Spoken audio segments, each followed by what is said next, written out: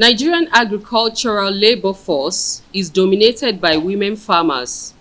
They constitute over 70% of entire agricultural labor force and are involved in almost every aspect of the agricultural value chain.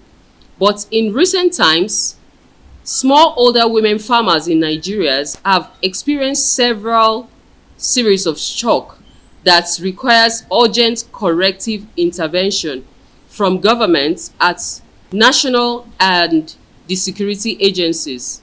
These shocks include, but are not limited to, increased insecurity on the farms amongst others. Women farmers are victims of rape and killings on their farms by bandits, herdsmen across the country. The socio-economic effects of the insecurity have led to reduction in crop yield and income of farmers and nomads, displacement of farmers, loss of lives and properties, and loss of products in the storage. This issue is not properly addressed. If not properly addressed, could lead to food insecurity, as women farmers are afraid of going to their farms for fear of losing their lives. Smallholder Women Farmers Organization in Nigeria, SOFON, in collaboration of Women Farmers Association and groups across Nigeria. This network exists with the goal of advocating for and supporting women farmers, especially those in rural areas, to spur rural village economic development, increase food production through capacity building of smallholder women farmers, to demand for their rights and privilege from the duty bearers while serving as vocal and visible pressure group on behalf of smallholder women farmers in Nigeria. SWOFON organizes and empowers women farmers association and groups to track and engage duty bearers around agricultural expenditure and investment. We pose to build a collective voice for all smallholder women farmers association in Nigeria, to express our needs to policy makers and other development stakeholders. SWOFON also engages and governments to further improve existing agricultural policies to support women farmers and other small women. Overview of peculiar constraints affecting smallholder women farmers in all 6 area councils. 1. Impact of climate change, with evidence of ecological deterioration resulting in drought and desertification. Environmental degradation and violence attributable to climate change, high population growth, Boko Haram insurgency, armed criminal activities such as cattle rustling, destruction of crops, contamination of streams by cattle, and zero grazing of land. Disregarding for local traditional authorities, female harassment such as rape, murder, and kidnap, harassment of nomads by host communities' youths, indiscriminate bush burning, defecation of cattle on roads, cattle theft and straying of cattle. The possibilities that perpetrators of violence may be carried out by foreign elements and not Fulani herdsmen as widely supported. My personal experience with herdsmen have not been good. Last 2020 still, I had about 3 hectares of cassava farm, At points, the day I went to harvest, I went with some women that are ready to buy, but the boys that ought to harvest for me went ahead of us. So when on getting there, they called me, have you harvested? I said, harvested what? Only I said, but you are the one working for me, how can you ask him such a question? He said, madam, come. On getting there, I don't know if I should start crying. I don't know, I almost collapsed, because the cassava stem, I got it from Ibadan, IITA Ibadan. I pay for it, I transport it. The land in question, I rented it. The labor, everything, I don't know where to start. And the women that want to buy the cassava is already standing beside me. So at that day, it was a heavy loss on my side. They destroyed the cassava stem, they uprooted the tubers and still feed the cow with the tubers. If the cow have just passed by, they will just break the stems. At least the roots will still be on the ground. But it was an act of wickedness. They intentionally uproot it and feed the cassava to the cows. So it's a very serious issue. And the same year, the plot of land, about 5 hectares, we did it as a group where we farm corn and soya beans.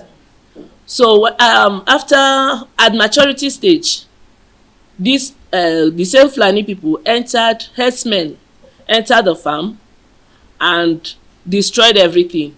But one good thing there was that somebody who was in charge of that farm, watching the farm, caught them. When they took they took one of their small cattle to the chief. They came, they said, okay, they will settle. How much did they settle for 5 hectares of land? What I got was 5,000. What is that? So at the end of it, you cannot measure anything. At the end, they'll begin to plead with you to avoid problem, to avoid that. But we are losing. If you check the cost of cassava now, it's very high, because people are no longer encouraged to farm cassava. It's one of the things they will ask. When you remove your corn, remove other things, cassava remain in the farm, they will always go there to invade it. Because if you watch the way our food item is expensive, it's because women are losing confidence going to farm. There is no security. There is no food security without human security. It's when I'm sure I will go to farm and come back that I can actually farm. But when I know that I cannot actually go and come back, I'll be very scared. These days we are now going in group, but going in group, you must leave the farmland before 12 o'clock. How long will you walk? Yes. How long will you walk? You must not enter there anything cease. No, you wait till day break very, very well. So how many hours you have to work? What is the productivity of that? So it's really affecting us. The output is going down because we do not have access to our farmland as you used to. Before, you can stay in your farmland till 2 o'clock. Until you get tired, you go. And we are now pleading. This issue is a national issue, and it's actually interrupting a lot of things. Peace in the land is no longer there. I'm not happy. I cannot, if I see you, I will not be happy with you. If you see me, you will not be happy with me. This coexistence that have existed between the farmers and the herders is no longer there. Let's have a way to make these people exist and we exist. They are doing their business as a farmer in their own way. We are doing our own as farmer in our own way. Can we coexist? Can the government see a way to build ranches and create a law that can actually sustain this thing, that they will remain in their ranches while we do our thing? Have a pathway to their ranch, do their things their way. Some of us in our villages, we drink from the stream. The stream are polluted. So health-wise, it's not even good anymore. We used to know that it is a system of the people's life. But the truth is that we are growing, the population is growing. This system can no longer be sustained. Let them divide the means. And we also look at insecurity as a very serious issue. And we are pleading with the government. The Civil Defense Corps, there's a unit there or a department there called Agro Rangers.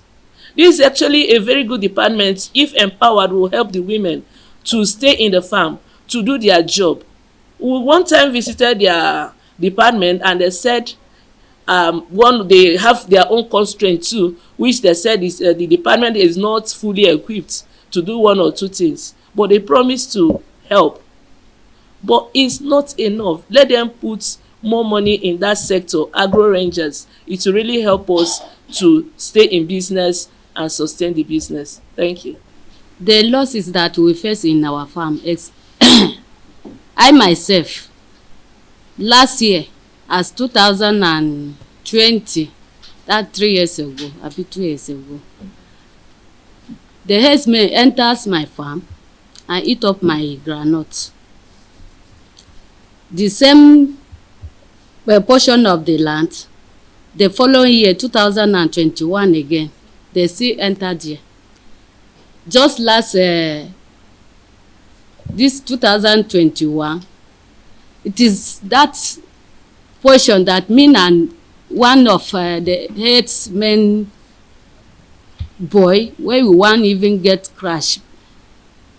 It is because of my son that is there now calm me down, because the boy now say if we continue then it is like this, that all this thing resolve to another issue, that after everything that it will grow to another extent. That is why I even calm down, because they eat up my corn, eat up my groundnut. No be another person on my own. Yes, that portion of the land, the groundnut, the seed of groundnut, almost 10.